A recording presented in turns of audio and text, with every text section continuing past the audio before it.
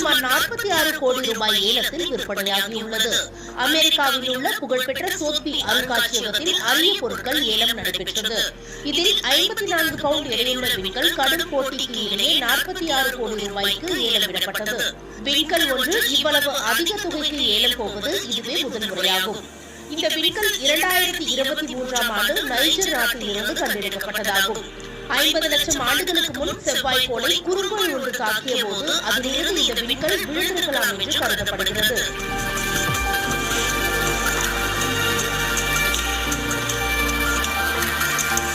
இதைத் தொடர்ந்து நடைபெற்ற ஏலத்தில் செரட்டோசோரஸ் வகை டைனோசர் எலும்புக்கூடு ஒன்றும் ஏலம் விடப்பட்டது. இது 260 கோடி ரூபாய்க்கு விலை போனது. இது எதிர்பார்த்ததை விட 3 மடங்கு அதிக தொகை என ஏல நிறுவனம் கூறியுள்ளது. இதுபோன்று செரட்டோசரஸ் எலும்புக்கூடுகள் உலகத்தில் 4 மட்டுமே உள்ளதாகவும் ஏல நிறுவனம் கூறியுள்ளது.